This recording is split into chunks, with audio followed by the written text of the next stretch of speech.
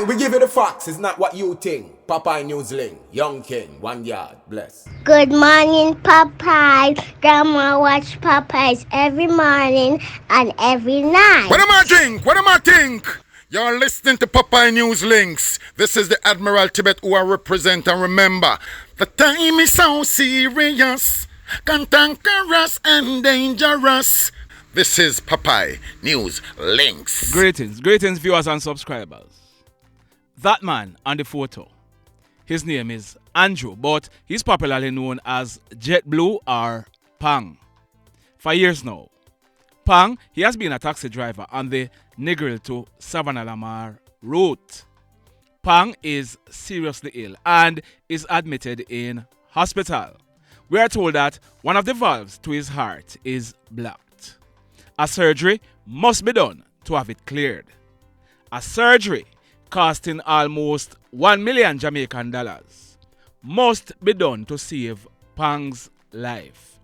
A fundraising event being organized by the transporter family will be held at the Negril Bus Park this week Friday, November 10.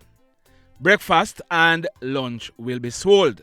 Please go out and support the event. They will also be accepting donations on Pang's behalf. But if you wish to contribute otherwise, there is a GoFundMe set up on Pang's behalf. I'm going to be dropping the link in the description below. Click on it and donate. But if you are in the Negril area, see you Friday at the Negril Bus Park. In today's journey, we are now at Discovery Bay in the parish of St. Ann. We are going to be spending the night at the Grand Bahia Principe in Runaway Bay. And remember that this journey was on Thursday, October 12th. In tomorrow's video, we are going to be continuing the journey to Portland. Continue to sit back, continue to relax, and continue to enjoy this journey with me. In this first story, listen to this. A lady, she's about 50 years old, and she's said to be the manager for a credit union. She's living in the Bridgeport area of Portmore. We're told that the lady, she drove home Friday night and parked her car. That car is a grey 2012 Nissan Sylphy. She drove and parked it in her driveway. The lady, she closed the gate and she went into her house. She securely locked up her house and went to bed. When she got up early yesterday morning, about 3 o'clock, she realized that something was wrong. Someone had forced open a window to the side of the house, entered the house and stole the lady's black leather handbag from a table. That bag, it contained her Samsung cell phone, cash amounting to over 14,000 Jamaican dollars, and her car keys. When the lady made further checks, her Nissan Sylphy motorcar was also stolen. Boy, may I tell you, this must be a scary experience for this lady. And still in the parish of St. Catherine, you know, all week last week, I've been carrying stories about hoodlums robbing bartenders and patrons in bars. I hope you are listening and learning. This one took place yesterday afternoon, Saturday, November 4, about minutes to 2 o'clock. It took place at Yours Truly and G-Spot Sports Bar at West Street in the Old Harbour area of St. Catherine. We are told that the bartender, who is in her late 20s, she was in the bar when 2 hoodlums entered. One of the hoodlums was armed with a gun. The hoodlums, they jumped on the bartender and proceeded to rob her of cash amounting to over 125,000 Jamaican dollars and a quantity of liquor. The hoodlums, they then made good their escape. Just like that. Now, in this next story, I can't show the entire video due to YouTube's policy. You're also gonna see a guy in a white t-shirt and a black knapsack bag on his back. He is the guy who did the stabbing. Look and listen.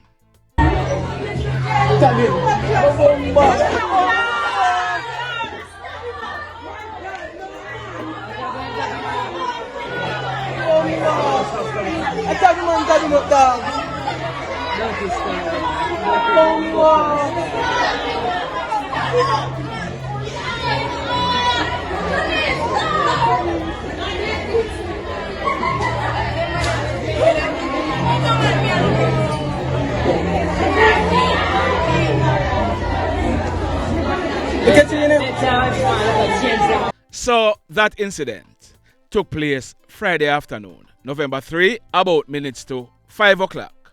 It took place at the KFC parking lot on Howard Cook Boulevard in Montego Bay in the parish of St. James. So there are some guys who do delivery. They ride motorcycles. They are not employed to KFC directly. They are employed by persons who will take your order and have the KFC delivered to you. Those persons, they are not employed by KFC either. We are told that the two delivery guys, one of them, well, the one in the white t-shirt with the knapsack on his back, he's called Chippy, and the other one, he's called Ronaldo. Both of them got into an argument about who didn't park their bike properly. The argument got physical, and Chippy, he could be seen in the video using a knife to stab Ronaldo 3 times in his back, causing serious wounds. Ronaldo, he was assisted to a nearby hospital where he was treated. Chippy, he's now wanted by the police. Chippy, you're wanted by the police. Go give up yourself. In this next story, a man. His name is Mr. Jerome Adolphus Scott, but he was popularly known as Scotty or Mas Jerome. He was born on April 17, 1947, 76 years old, and he was said to be a farmer. Mas Jerome, he lived at Worcester District in the Johnsall area of St. James. On Tuesday, October 21, Mas Jerome, he was taken to the Cornwall Regional Hospital. He had complained to relatives who also lived at his house that he was not feeling well. Mas Jerome, he was admitted in hospital. On Wednesday, November 1, Mas Jerome, he checked himself out of the hospital. Apparently, he had his plans. On Thursday morning, November 2, about minutes to 7 o'clock, that was the last time Mas Jerome was seen alive.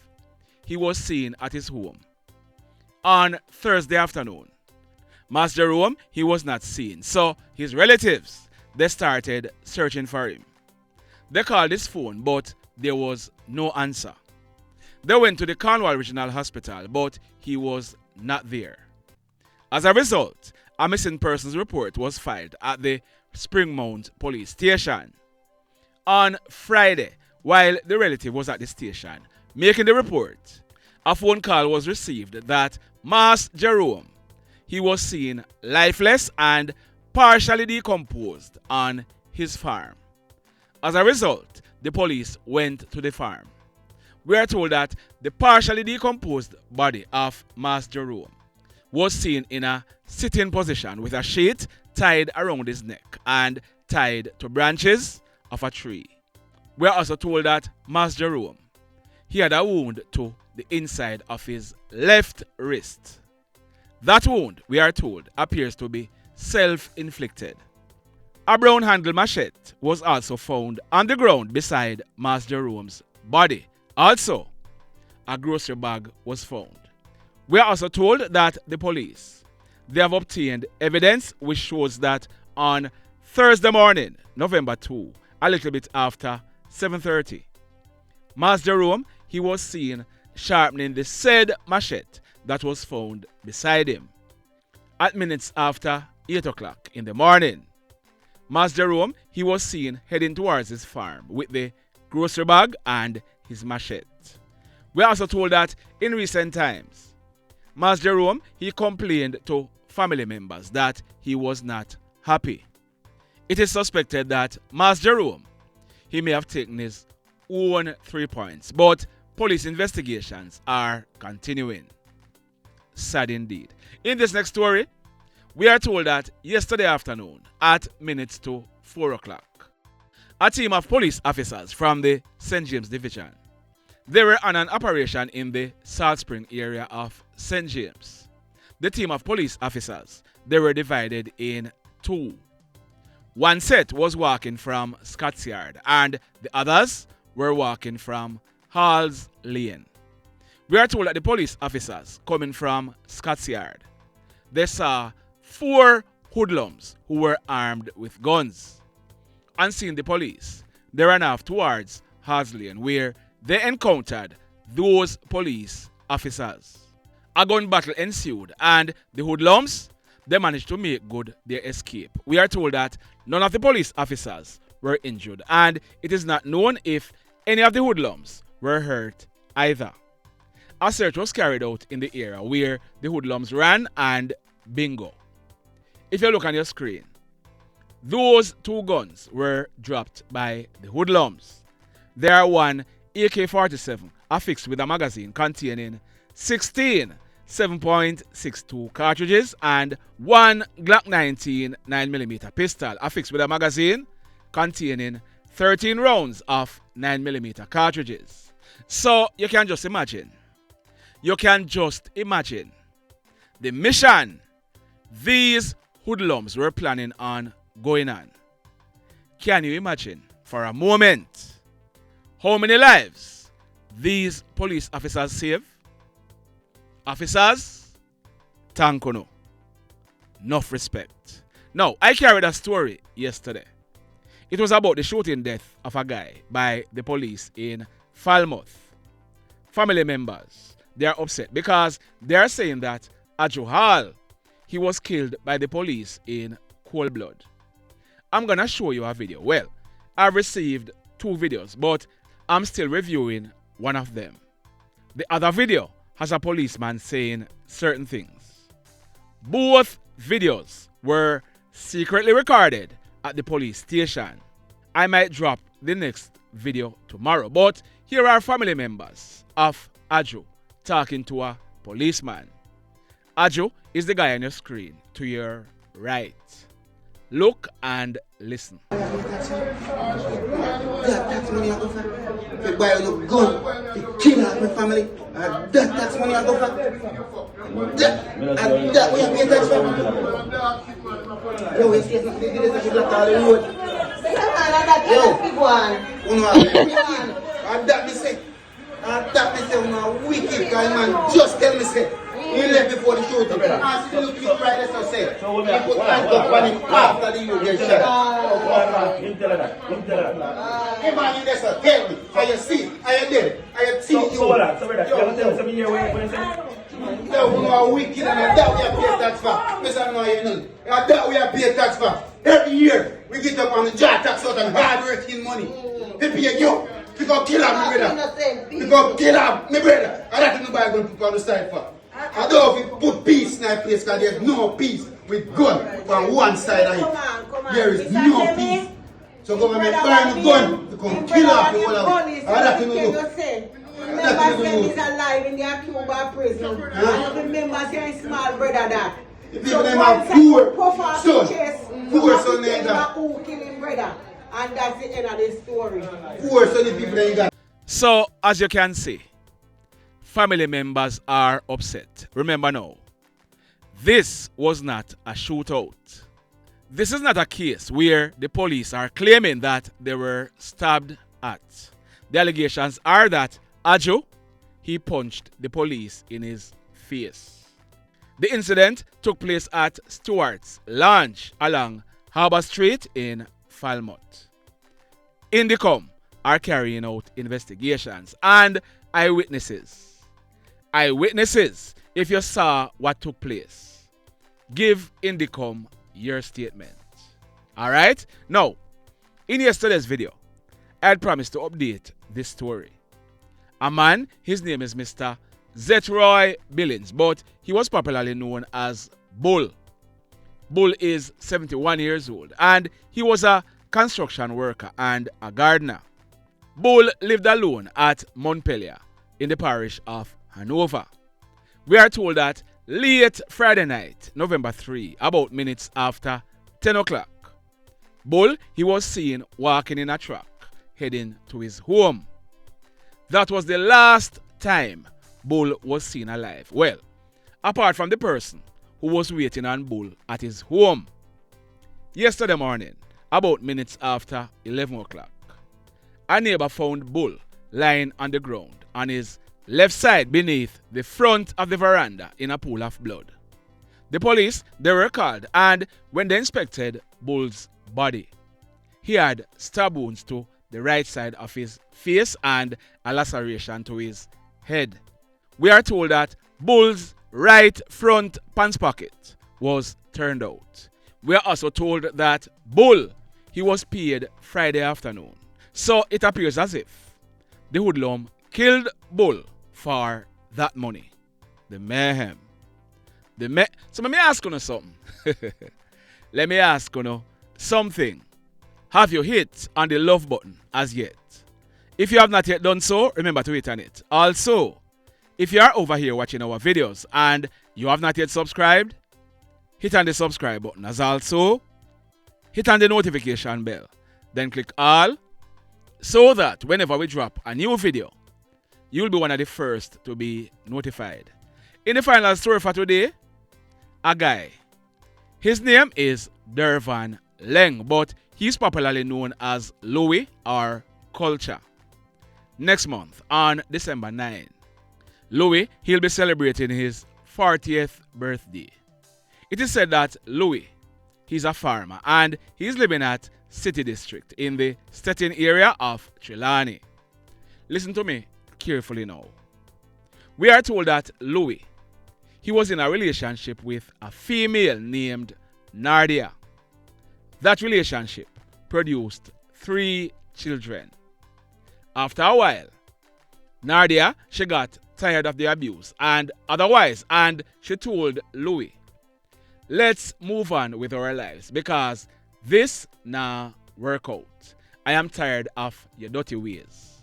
Louie, he could not accept the fact that Nardia called it quits. So he was always going to her, begging her for a 5th chance. But Nardia, she was adamant. No, I did not make any mistake.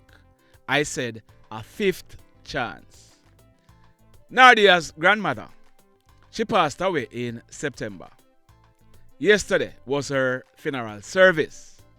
Her grandmother was laid to rest at the burial ground at City District in the parish of Trelawney. So, after the funeral service, a repast was held.